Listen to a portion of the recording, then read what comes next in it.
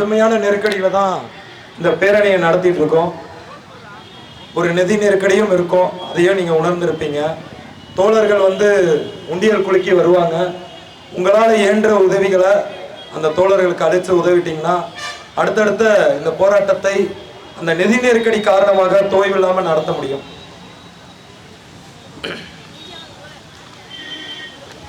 போராடுகிற கண்ணம்மா அவங்க வசூலிப்பாங்க.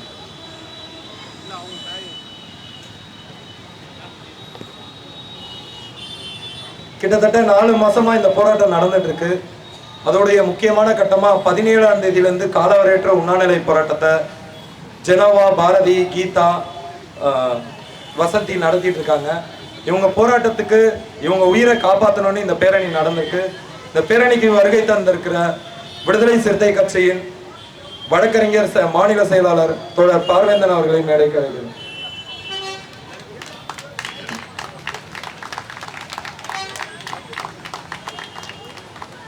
இந்த போராட்டம் கிட்டத்தட்ட 4 மாசமா நடக்குதுன்னா இது சாதாரண விஷயம் இல்லை. இது ஒரு உறுதியான தலைமை இருந்தால் மட்டும்தான் இந்த போராட்டத்தை நடத்த முடியும்.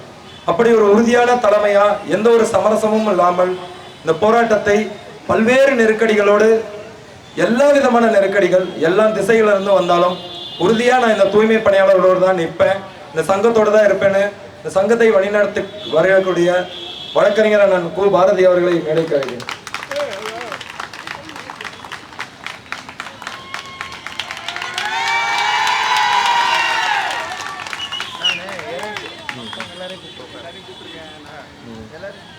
ஏஐசிசிடிவின் தோழர் இரணியப்பன் அவர்களை மேடைக்கு அழைக்கிறேன்.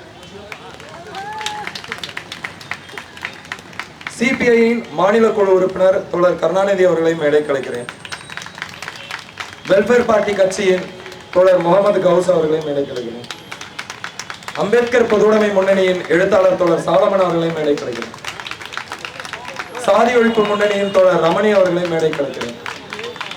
மூத்த ஊடகவியலாளர் தோழர் TSS மணி அவர்களை மேடைக்கு அழைக்கிறேன். மக்கள் அதிகார கழகத்தின் தோழர் ஆகாஷ்,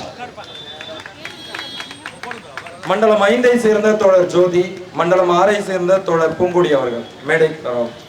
மண்டலம் 5ஐ சேர்ந்த தோழர் தமிழ்ச்செல்வன் அவர்கள், மண்டலம் 6ஐ சேர்ந்த தோழர் பிரசாந்த் அவர்கள் மேடைக்கு வரும்.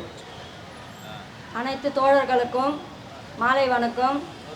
இந்த பேரணியை அமைத்து கொடுத்த நம்ம புளியாந்தோப் மோகன் தோழர்கள் அவருக்கு முதல்ல எங்கள் வணக்கத்தை, எங்கள் நன்றியும் மனமார்ந்த நன்றியும் தெரிவித்துக் கொள்கின்றோம். இப்போ என்னன்னா 12 நாளாக நம்ம தோழர்கள் 4 பேர், கீதா, பாரதி, ஜெனோவா, வசந்தி, இவங்க 4 பேர் 12 நாளாக உண்ணாநிலை போராட்டத்தில் உட்கார்ந்துருக்காங்க.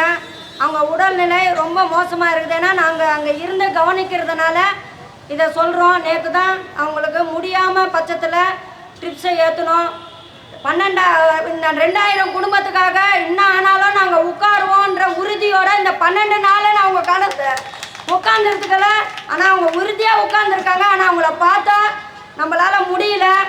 நம்மளுக்காக, நம்ம குடும்பத்துக்காக நம்ம எல்லாமே சாப்பிட்டு நல்லா தெம்பாக இருக்கிறோம். அவங்க 12 நாள் வெறும் தண்ணியை குடிச்சிட்டு, உயிரை கையில் பிடிச்சிட்டு, அரசாங்கமோ சென்னை மாநகராட்சியும் நம்ம கிட்ட பேச்சுவார்த்தை நடத்துவாங்க, இன்னைக்கு நடத்துவாங்க, நாளைக்கு நடத்துவாங்கன்றத 12 நாள் நம்ம கடந்துட்டோம். ஆனாலும் யாருமே வரல. நம்ம 20-15 வருட காலமாக சென்னை மாநகராட்சி அடிப்படையின் கீழே நம்ம வேலை செஞ்சுருக்கோம். ஆனால் 10 வருஷமாக நம்மளுக்கு பணி நிரந்தரம் வரும் வராதுன்றதை நம்ம மனசில் நினச்சி கூட இல்லை. நிம்மதியாக வேலை செஞ்சுக்கின்னு இருந்தோம். சென்னை மாநகராட்சி அடிப்படை கீழே நிம்மதியாக வேலை செஞ்சிருந்தோம். 19/1/2021 திமுக மதிப்புக்குரிய ஸ்டாலின் அவர்கள் உங்களுக்கு நான் வந்தால் பணி நிரந்தரம் பண்ணுவேன்னு சொன்னதுனால தான் நம்ம ஓட்டை போட்டோம். இல்லைன்னா நம்ம ஓட்டை நம்மளுக்கு யார் நம்ம கோரிக்கையை நிறைவேற்றுவாங்களோ அவங்களுக்கு தான் நம்ம ஓட்டை போட்டிருப்போம். எங்களை ஏமாற்றி பொய் சொல்லி எங்கள்கிட்ட ஓட்டை வாங்கி இன்னைக்கு 4 பெண்கள் பட்டினியும் பசினியுமா போராட விட்ட இந்த திமுகவுக்கு நான் சொல்கிறது கோரிக்கை என்னன்னா, அவங்க 12 நாள் ஆயிடுச்சு. அவங்க உயிரை காப்பாற்றுறதும் எங்களை உயிரை எடுக்கிறதும் திமுக கையில், மாண்புமிகு முதல்வர் அவர் கையில் தான் பேச்சுவார்த்தைக்கு கூப்பிடுங்க. இது வரைக்கும் எல்லாமே எதிர்கட்சியும் ஆளுங்கட்சியும் எல்லா கட்சியும் கூட்டணி கட்சி எல்லாமே எங்கள் பக்கம் இருக்குது. எங்களுடன் ஸ்டாலின், நீங்கள் யார் பக்கம் இருக்கிறீங்கன்னு எங்களுக்கு தெரியல. நீங்களும் எங்கள் பக்கம் இருக்கணும்னு தான் நாங்கள் விரும்புகிறோம். உங்கள் மேலே எங்களுக்கு பகை கிடையாது. உங்கள் மேலே எந்த இதுவும் உங்களை பொய் சாட்டுக்க சொல்லணும் எங்களுக்கு எதுவுமே கிடையாது. ஓட்டு போட்டால் எங்களுக்கு மக்களாட்சியாக நீங்கள் நடத்தணும். உங்களுக்காக ஓட்டு போட்ட இந்த மக்களை ஏன் திரும்ப பார்க்க மாட்டேன்றீங்க? கார்பரேட்டருக்கு ஏன் துணை நிற்கிறீங்கன்றது தான் எங்களுக்கு தெரியல. எங்களோட 3 வேளை சாப்பாடு தலித் மக்கள் நான் சாப்பாட்டுக்காக இருப்பாங்கன்னு நினைக்கிறீங்களா? அது அந்த காலம். ஆனால் 1 வருஷம் ஆனாலும் 1 மாதம் ஆனாலும் பட்டினி கடந்து போராடுறவங்க தான் எங்கள் தூய்மை பணியாளர்கள். அதை நீங்கள் ஏன் புரிஞ்சு கொள்ள மாட்டேன்றீங்க? 2 நாள் பசியாக இருப்பாங்க, 3 நாள் பசியாக இருப்பீங்கன்னு நினச்சிருப்பீங்க நீங்கள். ஆனால் 12 நாள் கலந்துருக்குறாங்க எங்கள் 4 பெண்கள் தூய்மை பணியாளர். இன்னமும் இருப்போன்னு உறுதியாக நிற்கிறாங்க. அதை புரிஞ்சுக்கிட்டு நீங்கள் எங்களுக்கு பேச்சுவார்த்தையை நடத்துங்க. நீங்கள் கொடுத்த வாக்குறுதி தான் நாங்கள் கேட்குறோம். என்ன வாக்குறுதி கொடுத்தீங்க? நான் ஆட்சிக்கு வந்தால் பணி நிரந்தரம் பண்ணுவேன்னு. நீங்கள் அந்த ஒரே ஒரு வார்த்தையை சொல்லி மக்களை கவர்ந்து ஓட்டை வாங்கிட்டு இன்னைக்கு நீங்கள் சொன்ன கோரிக்கையை நிறைவேற்றாமல் கார்பரேட்டருக்கு போய் துணையாக நின்னா அது மக்கள் நாங்கள் தூய்மை பணியாளர் ஒத்துக்கவே மாட்டோம். என்ன நடந்தாலும் என்ன வந்தாலும் நீங்கள் அனுமதி கொடுத்தாலும் சரி, இனிமேல் அனுமதி கொடுக்கலன்னா சரி, நாங்கள் உயிருக்கு போராட்டம் பண்ணிட்டே தான் இருப்போம். நீங்கள் எங்கள் கோரிக்கையை நிறைவேற்றுற வரைக்கும் 3 வேளை சாப்பாடு நாங்கள் ஏன் நீங்கள் சாப்பாடு போடுறீங்க? நீங்கள் எங்கள் வரி பணத்தை எடுத்து தனியார் மையத்துக்கு ஏன் நீங்கள் சாப்பாடு கொடுக்கணும்? எங்களுடைய வரி பணத்தை கொடுத்து எங்களுக்கு சென்னை மாநகராட்சிக்கு தான் நீங்கள் சாப்பாடு போடணும். தனியார் மையத்துக்கு நீங்கள் ஏன் செய்யணும்? கார்பரேட்டுக்காரங்க தனியார் சாப்பாடு போட முடியாதா?